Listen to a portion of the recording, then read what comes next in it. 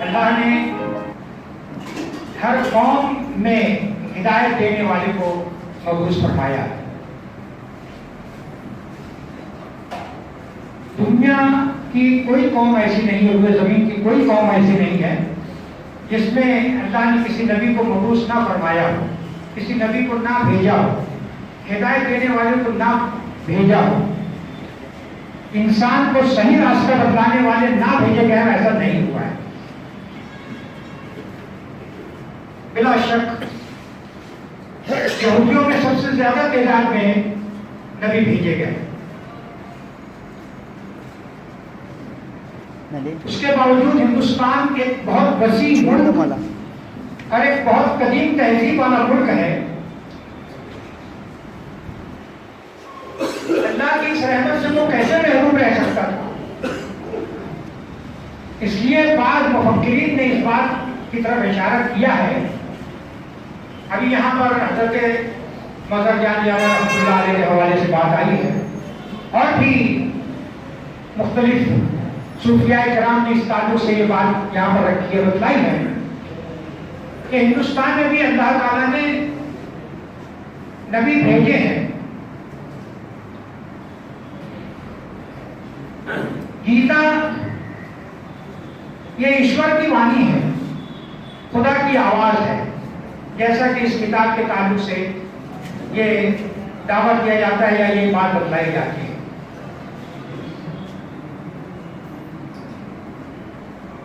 بہت سارے صحیفے اللہ نے نازل فرمائے ہیں. 4 کتابیں تو بالکل مستند ہیں، توریت، زبور، انجیل اور قرآن.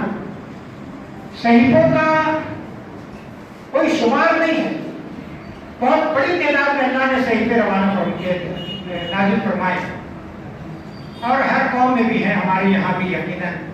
تو ایک اس بات کا امکان یا اس کا گمان زیادہ ہے کہ گیتا جس کے تعلق سے ایشور وانی کہا جاتا ہے، خدا کی آواز کہا جاتا ہے، یہ اس بات کا امکان ہے کہ یہ بھی خدا کی ایک آواز ہے، ایک بات ہے جو بندوں کی اصلاح کے لیے، ان کی رہنمائی کے لیے، ان کو سیدھا راستہ بتلانے کے لیے اللہ نے اس قوم میں اس کو نازل فرمایا ہے. ڈاکٹر صاحب نے اس پر کام کیا ہے. اہم بات یہ کہ انہوں نے گیتا اور قرآن کی وہ اشلوک اور وہ آیتیں جو ایک دوسرے سے مماثلت رکھتی ہیں، سملیرٹی رکھتی ہیں، بہت زیادہ ایک دوسرے کے معنی کے اعتبار سے قریب ہیں، ایسی آیات اور اشلوک کو انہوں نے اکٹھا کر کے ہم لوگوں کے سامنے یہ کتاب انہوں نے پیش کی ہے. اس سے پہلے ان کا یہی کام تھا. ایک ورک اور ہم لوگوں کے سامنے آیا ہے جو پہلا اسٹیپ ہونا ہے، جس کو ہم کہہ سکتے ہیں. بھگوت گیتا کے نام سے انہوں نے ایک سمپل ایک چھوٹی سی کتاب انہوں نے شائع کی تھی،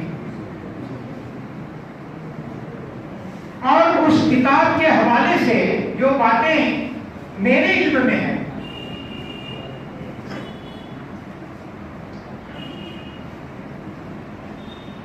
ہندوستان کے اہم منابر، جہاں تک ڈاکٹر صاحب کی بات پہنچی ہے، لوگوں نے ڈاکٹر صاحب کو خوش آمدید کہا ہے اور اپنے یہاں ان کا پروگرام رکھا ہے. ملک کے مختلف مقامات پر انہوں نے اپنی باتیں بھگوت گیتا کے حوالے سے وہاں پر انہوں نے اپنی باتیں رکھی ہیں. یہ سن کر شاید تعجب تو کم لیکن خوشی زیادہ ہوئی کہ ہمارے برادران وطن میں سے بہت سارے لوگوں نے ان کی بات سننے کے بعد انہوں نے یہ کہا ہے، ان کا یہ ایمان رہا ہے کہ ہمارے دھرم کو آج آپ نے ہم کو صحیح رنگ سے سمجھایا ہے. وہ دھرم جیسا لوگوں کی زبانی سنتے تھے، اپنے ڈھنگ سے اس کو آبزرو کرتے تھے، لیکن گیتا کے اشلوک کے حوالے سے اس کے بہت قریب رہ کر جس طرح سے انہوں نے لوگوں کے سامنے اپنی بات پہنچائی ہے، تو لوگوں کے اوپر اس کا بے پناہ اثر پڑا. मुख्तलिफ मकामात के सफर के ताल्लुक से उन्होंने मुझे बतलाया है, इसी वक्त की गुफ्तगू में बात हुई थी। उन्होंने कहा है जहां उन्होंने भगवत गीता के हवाले से बातें रखी, वहीं पर कुरान के हवाले से भी बात रखी है, और उन्होंने ये बतलाने की कोशिश की है कि ईश्वर की इन दोनों बातों में, इन दोनों किताबों में इंसानियत के लिए जो बातें कही गई हैं वो इंसानों को जोड़ने वाली बातें हैं, तोड़ने वाली बातें नहीं है।